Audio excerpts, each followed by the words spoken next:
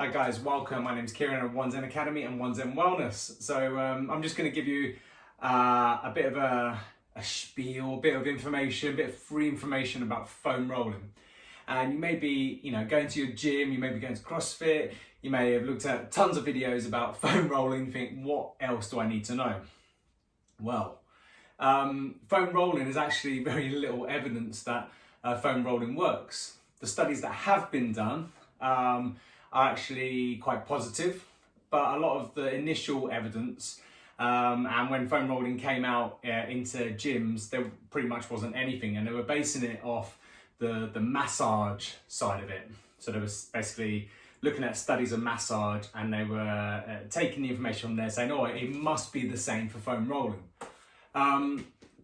There has been a ton of evidence since. I say a ton, not really a ton, a small amount of evidence since.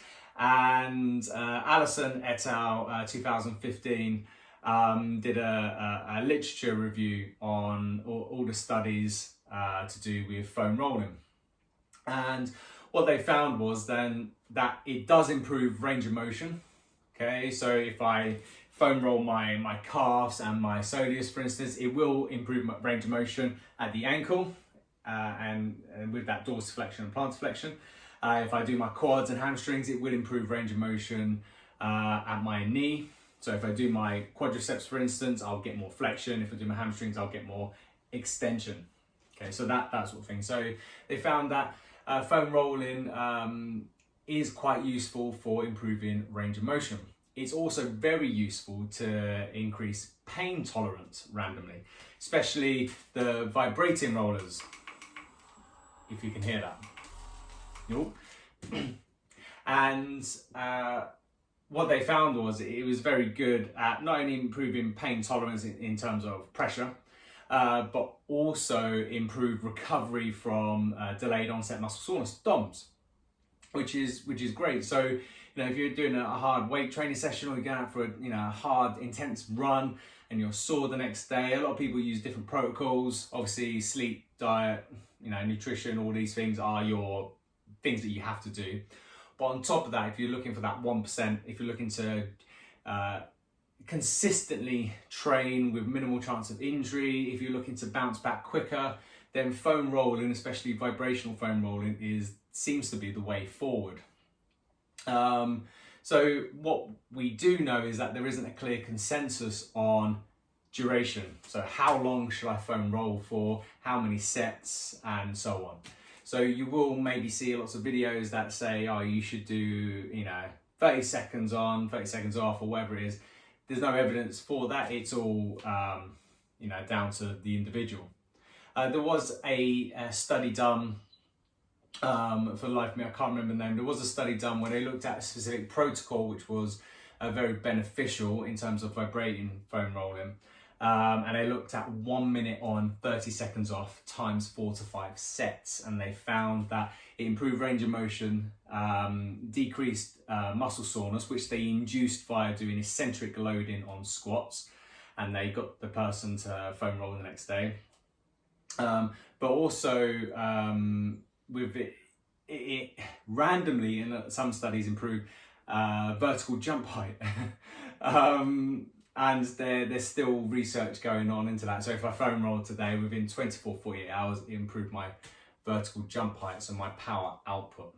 So this is not only useful for people who jump, but runners, weightlifters, and so on. So there's a lot more, my point is there's a lot more pluses for foam rolling. With the vibrational foam rolling, yes, it has a stimulatory effect. It improves vascular blood flow to that area by about 30% by stimulating endothelial growth factor, which is fantastic. May stimulate things like angiogenesis, the growth of new blood vessels, and mitochondrial genesis, the stimulation of new mitochondria. And mitochondria, the power stations for your cell, your muscle tissue, and so on. And they basically increase energy output, which is fantastic. So there's a lot more pluses and there's a lot more reasons why you should do foam rolling. Now, like I said, there's no prescription, there's no protocol as to duration. I tend to do mine for a minute on and 30 seconds off. And that was before I even read that study, which was a bit weird.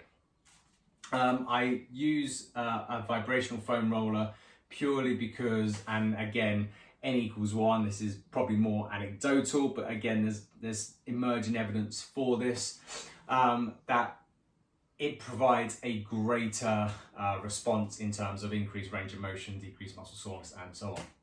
Okay, so because I do a lot of barefoot running or minimalist shoe running, my soleus, my calves, sometimes even my Achilles take a real pounding. My feet, although they're becoming quite muscular, again, they take a real hit. So I tend to use this and favour it for that. So if I feel that they're a bit tight before I go for like a run, I will do it before, and I will also always do it after, okay? And I may do it that evening. And what I found is when I do that, okay, I rarely get injured. In fact, I don't get injured. When I miss this out and I just start, upping the pace, maybe sometimes it doesn't feel like too much, but sometimes when I up the pace, little niggles appear. But when I foam roll, especially vibrational foam roller, I don't. I want to make clear I've got no affiliation with any brands. I'm not going to try and sell you anything. I'm just going to go through how I do this for my calves. Okay, so hopefully you can see. Maybe I'll move back a bit. So you'll start on the Achilles section, so I can still wiggle my foot there. So I'll start on the Achilles. And before I turn it on, because it does make a little bit of noise, okay, what I do is I chunk it, so I have little chunks of areas.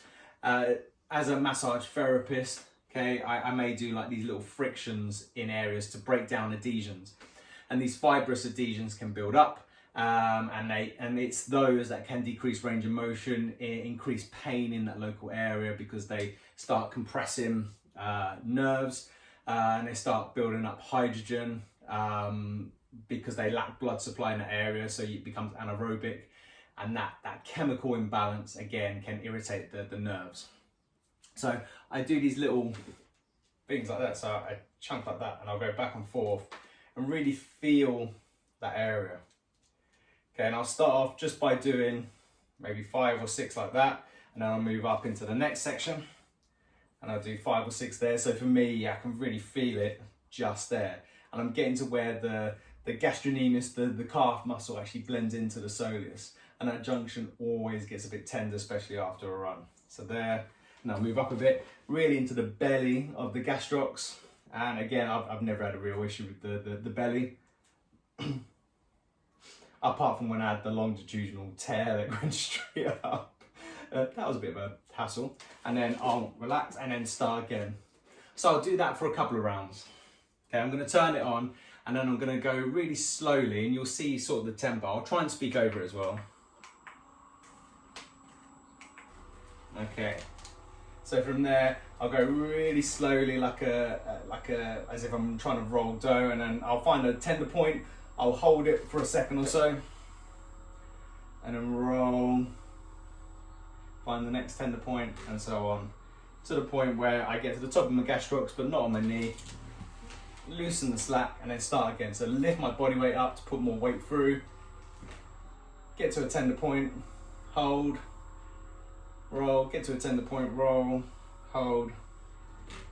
And again, if you're not sure about time, you can just put a timer on, and again, you're looking to do that for about a minute. I'll then do the same on the other side, so I'll chunk it first, and then I'll go through nice and slow, hold, and so on. Okay.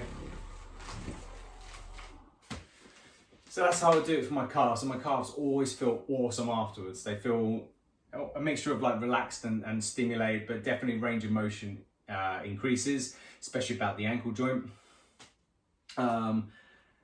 With my hamstrings, I mean, I've never had a real problem with my hamstrings. So a lot of people kind of do foam rolling on the hamstrings like this, and they wince a lot. For me, it's just nothing, and it's probably because I've always done a degree of yoga or flexibility for hamstrings and that posterior chain.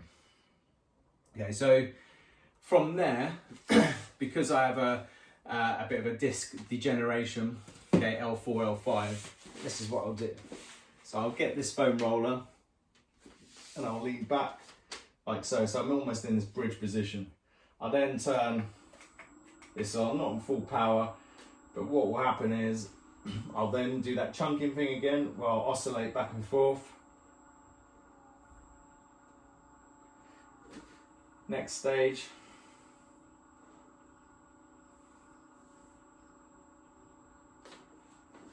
Next stage. And I'll chunk it all the way up, and then when I start again, I'll start around my sacrum area because it feels quite nice, especially with the vibration. And then roll nice and slowly to the point where I feel an area of tension, hold for a breath or so. Then move to the next area of tension, hold for a breath or so. Next area, I'm getting to the end of my lumbar spine, and you can see that because my ribs are starting to stick up. So I'm getting to the thoracic spine, hold, and so on.